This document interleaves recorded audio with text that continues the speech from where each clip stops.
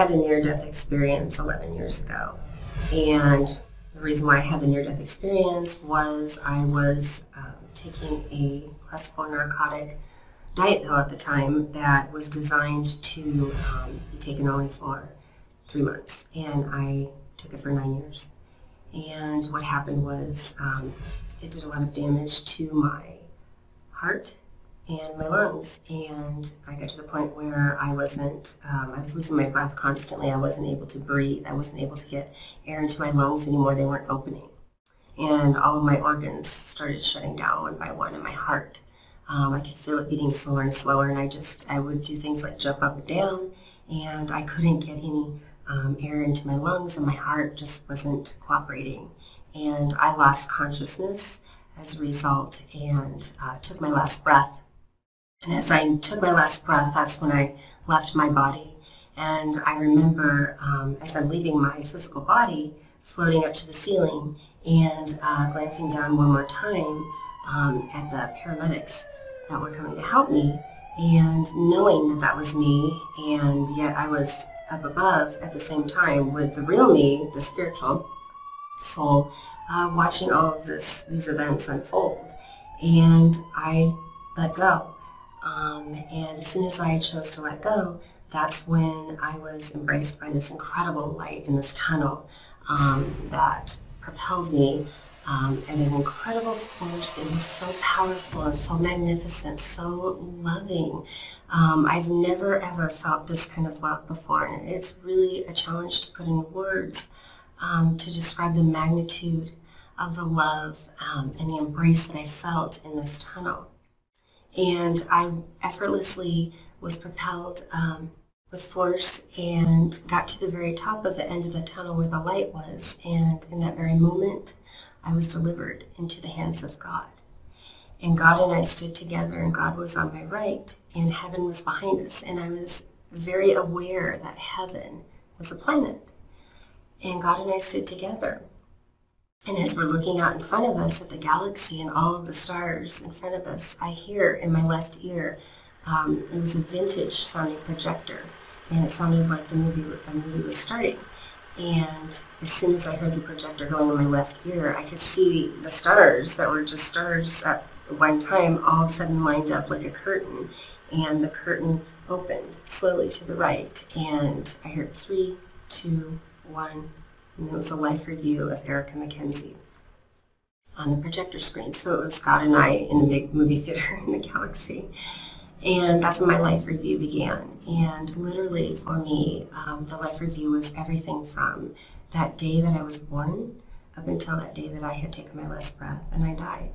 And in this life review, I was shown everything from things like losing a tooth, losing my first tooth, graduating from high school, any kind of awards that I had won in athletics or cheerleading, all of these things that were great accomplishments, and they were really happy times, but they were significant things that man deems as significant, if you will, accomplishments.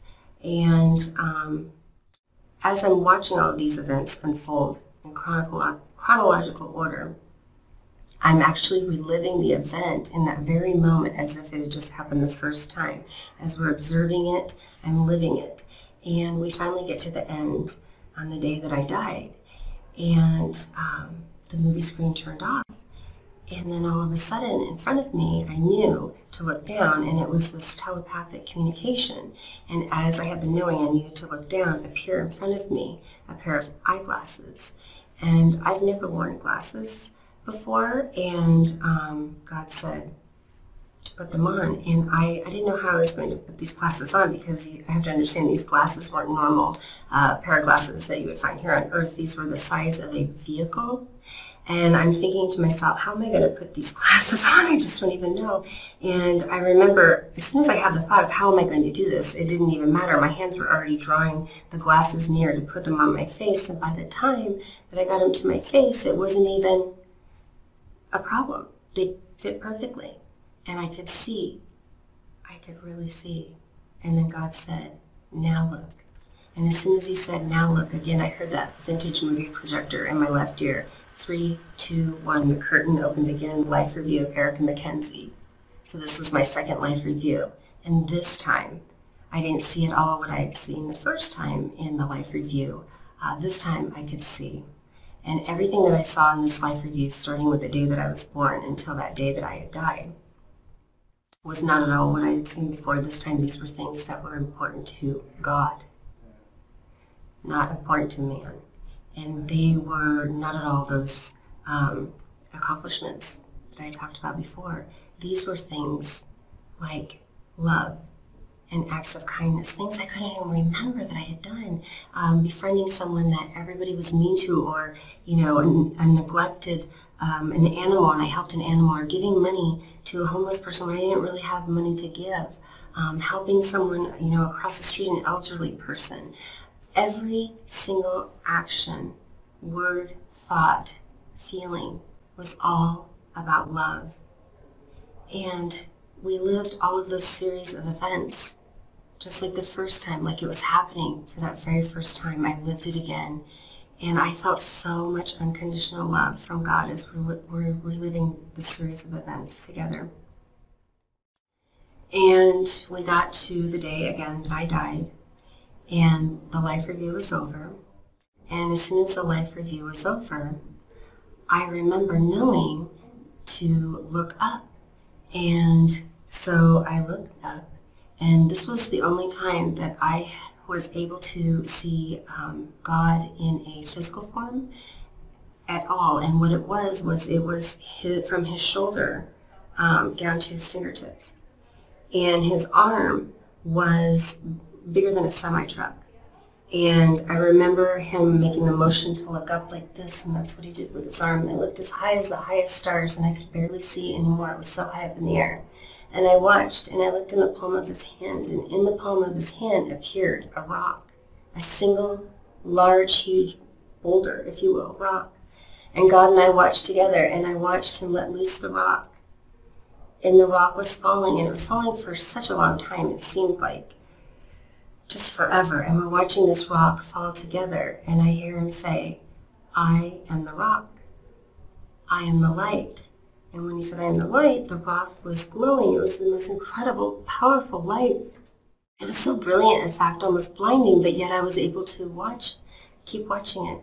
And as the rock came right in front of us, and it's still falling, in front of me appeared the largest body of water, larger than the largest ocean, if you can imagine. I couldn't even see the borders outstretched all around me. And we watched this rock fall, and it fell into the ocean, and it made one single ripple, just one.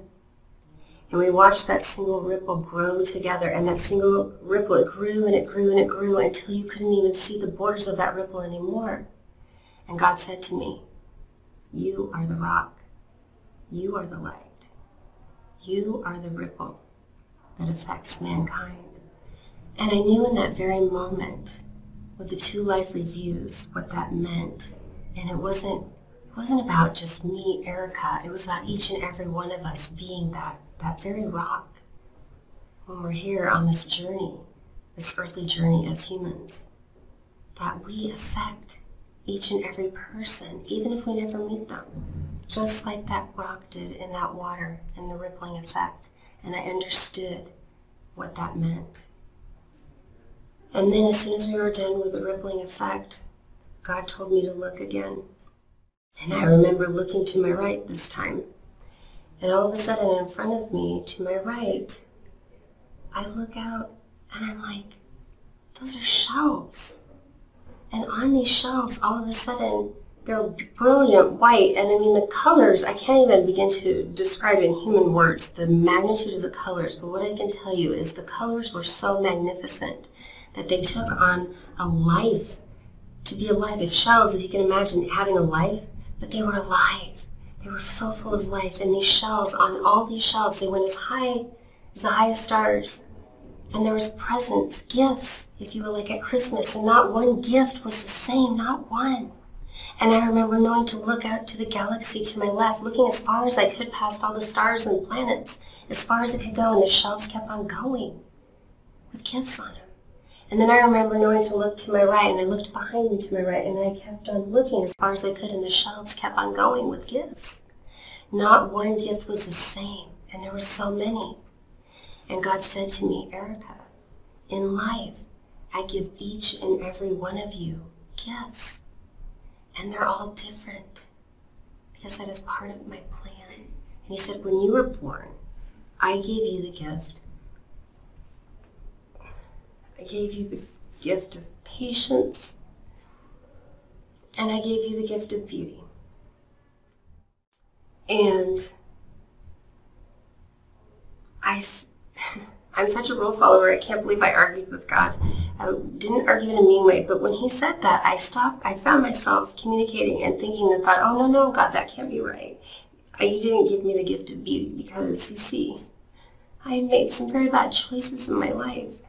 And that's what resulted in me taking that pill, that diet pill. And I never thought I was good enough. I was always trying to be everything that man thought was good enough. And instead, what happened is I stifled who God really made me to be.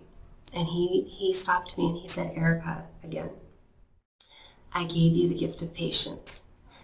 And I gave you the gift of beauty. And in that very moment, I knew what that meant. That beauty came from within my heart.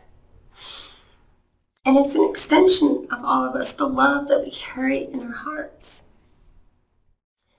And I looked at all of the gifts on the shelves, and I knew how significant and beautiful and wonderful each and every one of these gifts that he gives all of us are. And in life, he said, he has more gifts for each and every one of us. Each and every one of us. And all we have to do to get those gifts is ask. But then we have to be able to be quiet and listen to receive them. And that was something that I was told quite a few times in heaven. My experience in heaven, I feel like I was there for a lifetime, and I learned so many lessons. God and I, we shared so many. But I want to share with you one of the lessons that I call the last lesson. And it was, in fact, the last lesson that God and I shared before I returned to earth.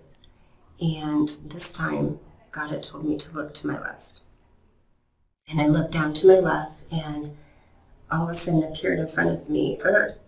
And I'm watching and I'm looking at earth, and all of a sudden I'm noticing something strange about it. And I pay attention, I look a little bit closer, and I see that the earth was engulfed in flames everywhere, all over the planet, flames. And I began to panic because it was the first moment that I thought about my family. And I looked down and I'm thinking, oh my gosh, my kids are down there. You know, my family, my husband, my parents, my sister. And I was panicking because there's these flames. And I looked at God and he was on my right. And all of a sudden I knew to look down in front of me again. And again appeared those glasses. Now the first time I had put the glasses on, I could see what I didn't see before. And already knowing that I'm seeing flames without glasses, I didn't want to put them on. I didn't want to see what I hadn't seen. I was afraid. But it didn't matter. As soon as I saw the glasses again, they were coming on me, and I felt my hands drawn to my face, and I put them on. And as soon as they were on my face, I found myself looking. And God and I together looked again this time. And this time, I looked, and all between each and every one of the flames all over the planet. Do you know what I saw? I saw human souls. They were so beautiful, powerful. It was so hard to describe. There really isn't a name of a color, but it was like this silvery, white, golden light woven through with like mercury, consistency of mercury, the viscousness, but yet transparent. And they're all lifting off everywhere off the planet, unscathed from the flames, unharmed. With ease, lifting off, and I'm watching them. I'm like, oh my God, Sasa, and I'm watching them. They're all coming up, and they're coming close to us, and they go in behind us on our left into heaven. And all of a sudden, I'm watching this and I'm thinking, oh my gosh, this is great. Okay, thank God. You know, I knew my family was part of that, and I was relieved. And all of a sudden, I felt that sadness one more time, and this time I could barely handle the magnitude of the sadness. And I said to God, oh wow, it's coming from you. God, why are you sad? What's wrong? Look, see? They're okay. Everything's okay. No one's hurt. Right? So we should be happy and relieved. Told me to look again, and I look again, and I've got the glasses on, remember? And I'm focusing, and this time I'm going past the flames, and I'm really focusing on the core of the earth there. And I see the souls that couldn't lift off. Do you know why they couldn't lift off? Because their light was not on. Remember the light, the rippling, the lesson I had, right? The rock, the vehicle, a rock. We choose if we want that light to shine or not. But the light was the fuel, the connection that lifted them off, that love connection, right? And I looked at him, I'm like, oh my God, help those souls. They're, you know, they can't lift off. God, they're defected. Help.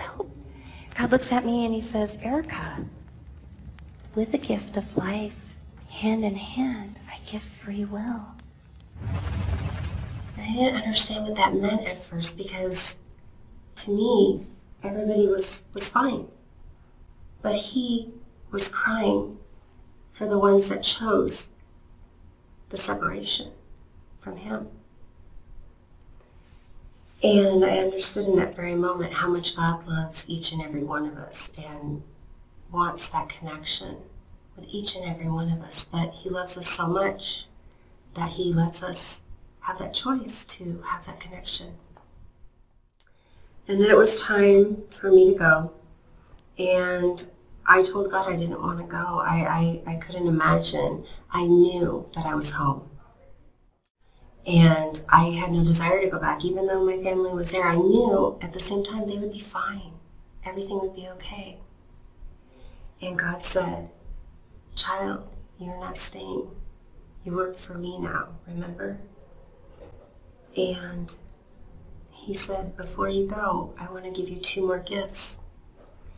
He said, I want you to take the gift of patience and beauty, and now I'm going to give you knowledge and wisdom. And I want you to be quiet and listen to the people that I put into your life. And then when you speak, you will change millions of people's lives. And there was no arguing. He sent me back with that. Out of my near-death experience, I learned that your uniqueness is your value. And your value, that's your contribution on this earthly journey. And it's the most empowering, beautiful, wonderful thing, because each and every one of us are unique. And